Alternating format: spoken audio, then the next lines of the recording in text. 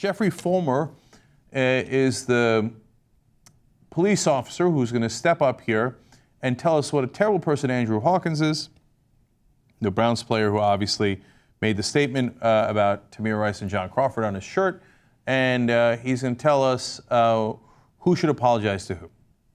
Well, first off, he doesn't have the clear view of the police conduct. He's calling for justice on two officers that were called to do their job with a male that had a gun inside a park, that they had to defend themselves and use deadly force on him. So it's not a call for justice. They were justified. And Cleveland police officers work with the Cleveland Browns hand in hand, and when he disrespects two of our officers, he's disrespecting everybody else. Oh, I'm sorry. Did we disrespect you? You shot the kid dead in 2 seconds. Justified. Hey, listen, man, have just a shred of humanity and say, hey, man, we feel sick about what happened there. You know, they made a decision in that moment. You want to defend that decision? Say, look, I defended because we have a hard job and yada, all the bullshit you normally say.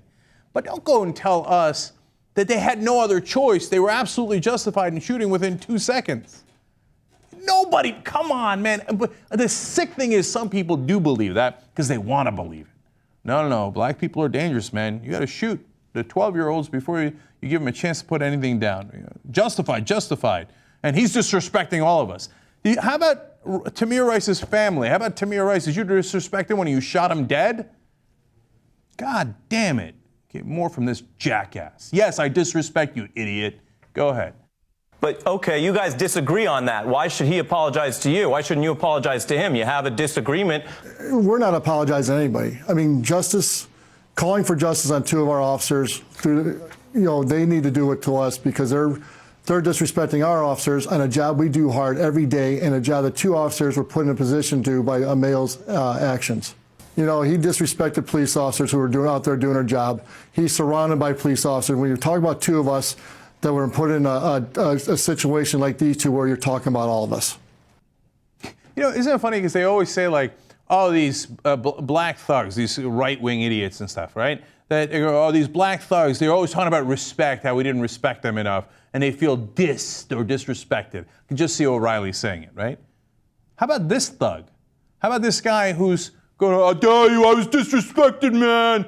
We shot that kid dead right away. We didn't even fucking look. But how dare you fucking disrespect us, right? Hey, you know we surround you. You sound like a mafia asshole, okay? Is that disrespectful enough for you? Hey, next time before you shoot a kid dead, why don't you ask him to put the thing down, whatever it is, his toy down? Why don't you look first? Why don't you ask questions first? Why don't you say freeze first?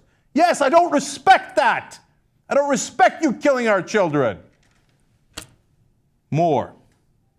In the statement, you talk about providing, serving and providing security for the stadium. How is that relevant? Well, a lot of police officers work there.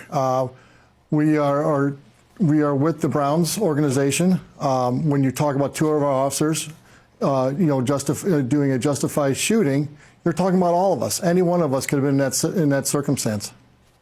Sure, but I mean, are you implying that it's relevant somehow? Are you implying that security would change because of this disagreement?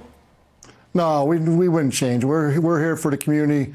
We're here for the people that go to the Browns games. We're here for the public.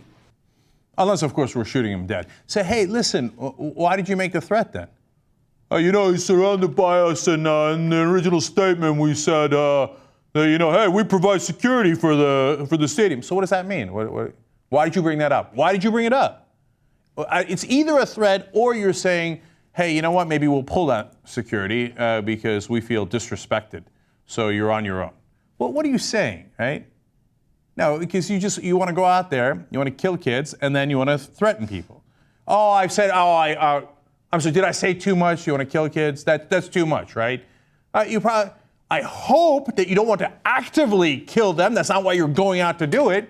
But when you show me disregard for human life like this, oh, we're here to protect the community. That's why we don't ask any questions. We put a bullet in them right away. And it's not an isolated incident in Ohio. John Crawford also didn't have a real gun. They also shot him dead in 15 seconds in a Walmart. And then they browbeat his girlfriend afterwards, trying to get her to admit that he was dangerous. You already saw that it wasn't a real gun. And those two incidents are not alone. They fire hundreds of bullets at these two other unarmed passengers. Same Ohio cops, right? Oh, gee, you disrespect one of us. You disrespect all of us, right? Yeah, I'm disrespecting you. You put 20 bullets apiece in those two passengers. They were also unarmed. And then they had the nerve to sue afterwards, saying, how dare you suspend us for 3 days? For 3 days! More from this meathead. You know, there's a video of this, and everything speaks for itself. Their action, the male's action, spoke for itself. I mean, the video clearly showed, and by the officer's statement, that they were justified in the deadly force. You're saying the video clearly shows that the 12-year-old boy was an imminent lethal threat to the officers? Oh, absolutely. I don't know if you didn't see it, but yeah, absolutely. This shooting was justified, and you know, like I said, it's a tragic that it was 12-year-old, but it was justified. Well, it depends what you're saying, what's unarmed. I mean, this male was obviously not, he wasn't unarmed. He had what they thought to be a gun, and they also thought him to be 20 years old. If he's 20 years old, we're not sitting here today.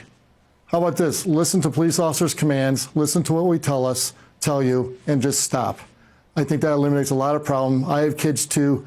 They know how to respect the law. They know what to do when a police officer comes up to them. I think the nation needs to realize that when we tell you to do something, do it. And if you're wrong, you're wrong. If you're right, then the courts will figure it out. Listen to what the officer said. You killed him in 2 seconds. He didn't have time to listen to what you said.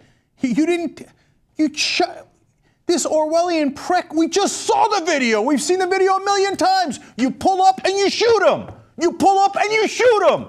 1,000, 1,000, and he's dead.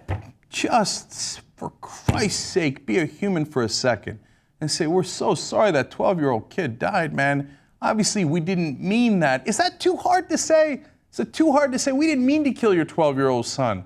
We're so sorry about that. The fact that it turned out to be a toy gun and he was 12, we feel sick about that. We wish it hadn't happened. Is that too hard to say?